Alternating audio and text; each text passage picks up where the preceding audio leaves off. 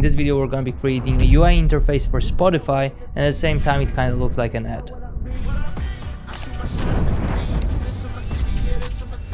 Probably the best part was just spicing up this animation, so just wait for it. With that being said, we're gonna get straight into Adobe After Effects. Alright, so we're back in the software. I'm just gonna show you the comp settings. So 1920 by 1080, let's hit OK. And since we're gonna be working with UI elements from Spotify, I'm gonna create icons. But first things first, we need a bar. So I'm gonna head over to the rounded rectangle tool and I'll just create such a shape. I'll recenter and then I'm gonna adjust roundness. Right, pretty much perfect. We can just change the color to something darker. Let's hit OK, and then I'm gonna rename it to bar. Now make sure nothing is selected, and we're gonna head over here back again, and I'll go to the star tool. With that tool we're gonna create a triangle, so make sure to hold shift, and if you have too many corners just use your scroll wheel. Okay, I'm gonna make it a bit smaller. Let's recenter, and I'm just gonna change the color to something brighter. Let's hit OK. And one thing we could do here is actually add round corners. Where is it? Here it is. So that way it's just gonna look a little bit better. Also, since this is a next or previous icon, we need to rotate it. So I'm gonna change it to 90 degrees over here. Then I'm gonna recenter again. And with that layer selected, I'm gonna pick another shape, which is gonna be rounded rectangle tool. Actually, we're gonna create a rounded rectangle. So something like that should do. I'm gonna adjust it manually, and that is already starting to look like the previous button. You can rename it to previous. Also, as I'm looking at this, I feel like we could actually scale down the whole thing. Then we obviously need the next button. So for this, we're gonna duplicate the layer.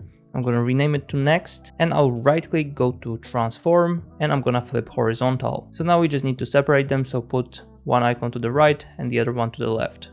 Okay, I went overboard. Probably the best thing would be using proportional grid. We're just gonna have a better idea where to put it. I think I'm good with this. I'm gonna turn it off. And the next thing we need is basically the shuffle. So for this, I'm gonna grab the pen tool. Nothing is selected. I'm gonna create, actually we can do it in the middle. I'm gonna create one point here. Then I'm gonna hold shift and create another point over here. And also we can right away turn on stroke. So for this, I'm gonna set it to none. And here we're gonna set it to solid. We can grab the picker and use the same color.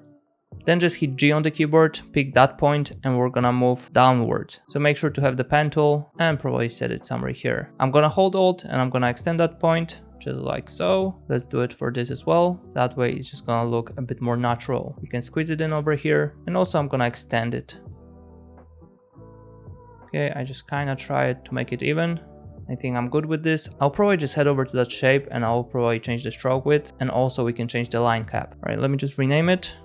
And the next thing we need is basically grab the star tool, and we're gonna create a triangle at the end. Just to make an arrow, we can hold shift and then we can adjust the rotation over here to -90. Alright, but this is a stroke, so for this we need to turn on fill, and we're gonna pick the color from the stroke color. Then let's just rename it to shuffle 1, and I'm gonna duplicate that layer. Then I'm gonna right click on the second one, go to transform, and this time we're gonna flip it vertical. Alright, this is pretty much perfect. The next thing we need to do is right click, go to mask, new mask, and essentially you just need to double click it and adjust it like I'm doing right now.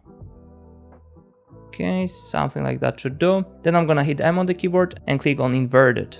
Okay, this icon starts to look pretty cool. Actually, what we could do is pre-compose these two. So I'm gonna right click, pre-compose, let's go to shuffle and hit enter. Now let's put it to the left, just like so. And then another thing we need is the ellipse tool. So we're just gonna create the play button in the middle, make sure to hold shift, then recenter the shape. And here we actually need to turn off stroke, and we're gonna change the fill color to white. Let's hit OK. And actually we need the pause button. So for this, just head over to the rounded rectangle tool and make sure this layer is selected, and we're gonna create one bar over here. Then we can adjust it a bit. Let's change the color to our bar, and I'm gonna duplicate and put it to the other side. Just as I'm looking at this, I feel like I'm gonna select these two rectangles and I'm gonna drag them a bit to the right. Perfecto. We're also gonna rename this for clarity, and we need the last icon. So for this, we need to grab the rounded rectangle tool again, and with nothing selected, we're gonna create another shape, something along those lines. Then we're gonna switch it to stroke, and what I'm gonna do is grab the color from the next button and make sure to head over to the rectangle path, right click, convert to Bezier path, and we're just gonna create 2 points over here. Just make sure to hit G for the pen tool, and we're gonna select them both.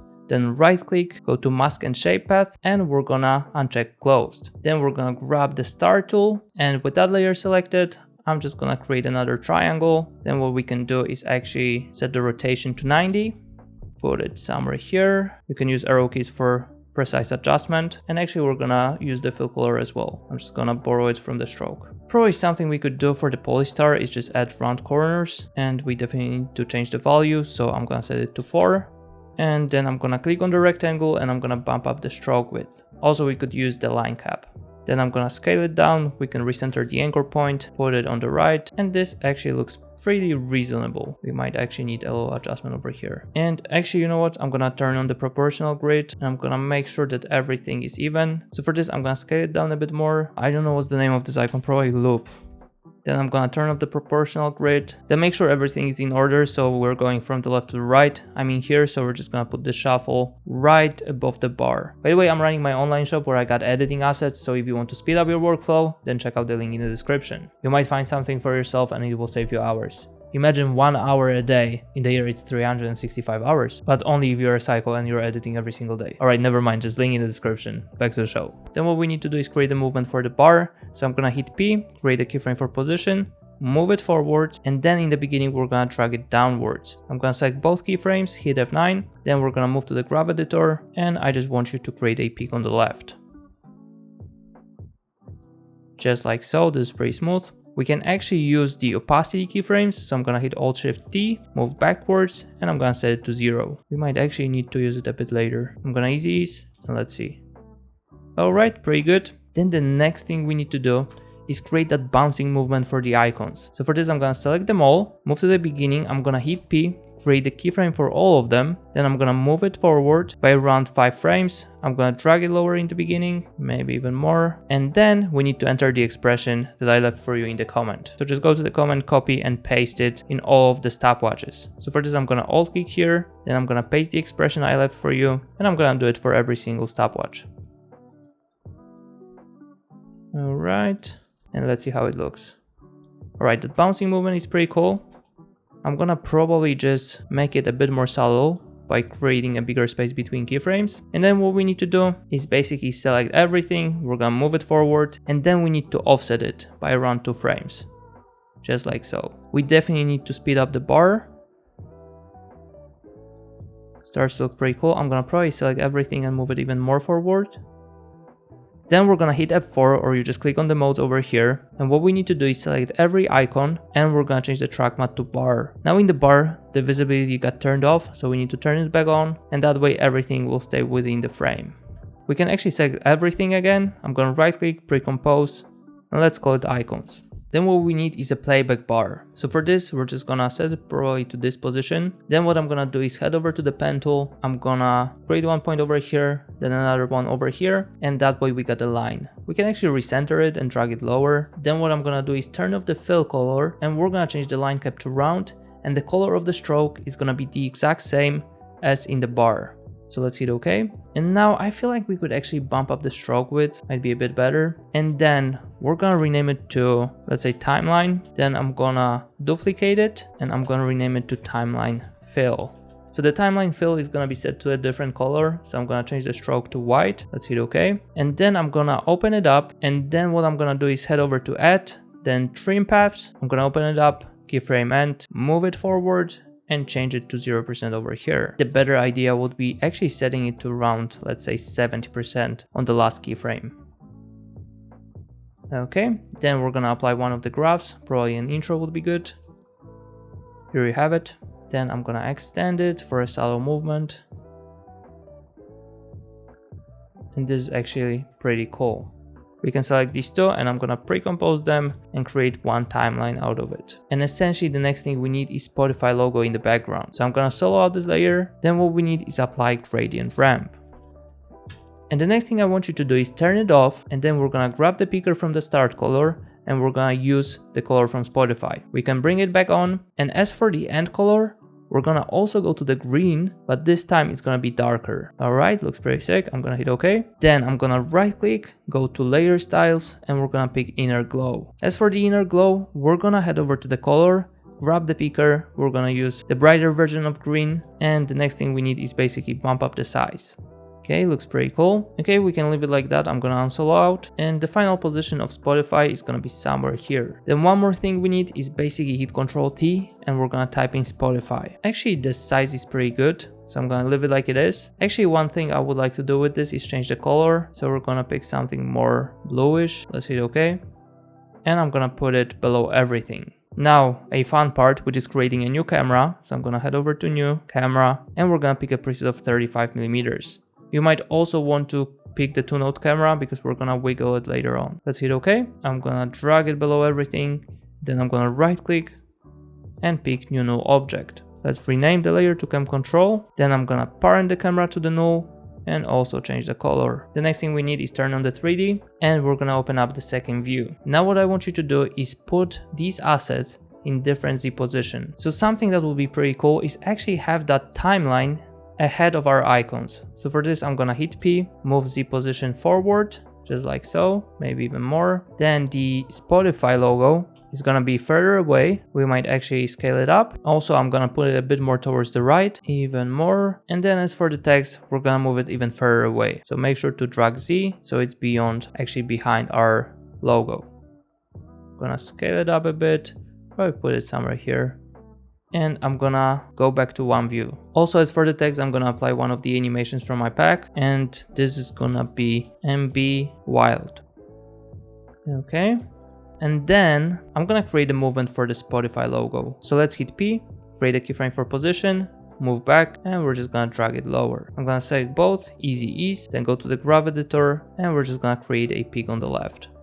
So this is extremely sharp. We're gonna slow down the movement by extending the keyframe. Alright, then as for the cam control, we're gonna create a keyframe for position. Then I'm gonna hold shift click R, and we're gonna keyframe Z rotation. Then let's hit U again, move position keyframe to the beginning, then Z rotation is gonna move forward, and we're just gonna start the movement with a little bit of rotation, not a lot, like 20 to 25 should be fine. Then I'm gonna move backwards with Z position, I'm gonna select all the keyframes, hit F9, go to the graph editor, and we're just gonna create a peak on the left. Okay, this seems really nice. I'll probably just go to the Spotify logo, hit P again, and I'm gonna select both keyframes, have the playhead on one of them, and we're just gonna drag it somewhere here. Then the text probably could be also a bit higher. Then I'm gonna extend the keyframes. I'm gonna duplicate cam control 1, and we're gonna overlap the keyframes, so we need to delete these two. Then parent 1 to 2, move forward, and we're just gonna go back to our play button. We can delete the Z rotation keyframe, then select these keyframes. I'm gonna hit F9 again, go to the graph editor, and we're just gonna create a peak in the middle. Maybe a sharp one a little bit more towards the left. Okay, it doesn't really seem that sharp, so we're gonna squeeze in the keyframes, and then we're gonna drag them backwards. So make sure that the time indicator is around here when we're zooming into the icons, and we're gonna go into that layer. And here's something I would like to do, is select all the icons, then hit T, and we're gonna create a keyframe for opacity. Then I'm gonna move forward, and I'm gonna change it back to 0. Okay, so that's how it's looking. And the thing we're gonna do to actually control everything, we're just gonna parent the opacity from every single value in other icons. So let's go ahead and use the pick whip, parent it to opacity, just like so. So that way everything is gonna disappear. Then around this time I would like to have the text, and I'm gonna type in unlimited music. I'm gonna recenter, then we'll change the color to white. Let's hit OK. We definitely need to change the font size. Okay, recenter again. Actually, that font looks pretty sick. Then I'm gonna trim it around this position. I'm gonna open it up, go to animate, position. Then we're gonna change the value to 125. Also, we're gonna go to add property, opacity, change it to 0, and we're gonna open up range selector 1. Now in advanced, we're gonna change the square to ramp up, change ease load to 100%, and then we're gonna head over to the offset, set it to -100%, then keyframe, move forward, and change it to 100%. I'm gonna probably select the keyframes, hit F9, go to the graph editor, and we're just gonna squeeze that peak more towards the left. Then extend it to sharp. Looks good. You just need to look for the sweet spot. And also as for this, we're gonna go to modes, and I'm gonna change the track matte to bar. So that way it's gonna reveal within the frame. Alright, so the whole animation presents like that. But the thing is that I'm gonna go to position in cam control, and actually I'm gonna extend it here, and then we're just gonna go back so we see the whole bar. And now finally the time to spice it up. So for this I'm gonna open up the camera, go to transform, alt click the stopwatch for point of interest, and we're gonna type in wiggle, and in brackets 1, let's say 12. Okay, probably too little. I'm gonna change it to 115. And then the thing we need to do is actually go to the camera options and we're gonna turn on the depth of field. So here we're gonna set the aperture to 0. Then I'm gonna keyframe, move backwards, and we're gonna bump it up to, let's say, 300, just like so. Then I'm gonna make sure that the rectangle with the focus distance is set to our bar. So go to the custom view in the second window, and with this value you can adjust it. So just make sure it's set pretty good. Okay, I'm gonna turn it off, and that way we got a nice blur in the background and in the foreground, but it's too little. So for this I'm gonna set it to, let's say, 600, and this is a bit better. We can adjust the timing even more. Then what we need to do is create a new adjustment layer, and we're gonna rename it to warp. I'm gonna add the exact same effect, and here we're gonna go to the warp style, pick fisheye, and we can actually change it to like 30. So this is actually starting to look pretty cool. Let's create another adjustment layer. We're gonna rename it to sauce. I'm gonna add the effect called noise. Let's change it to around 14%. I'm gonna uncheck use color noise, and the next thing we need is posterize, not posterize time. So here we're gonna apply the value around 12. Okay, and then we can use the deep glow. You can also use glow, this is gonna be fine, but for this I'm gonna use deep glow. Just make sure to bump up the radius and then decrease the exposure. Actually, I'm gonna bump it up even more, and I'm gonna go to input and I'm gonna adjust the threshold.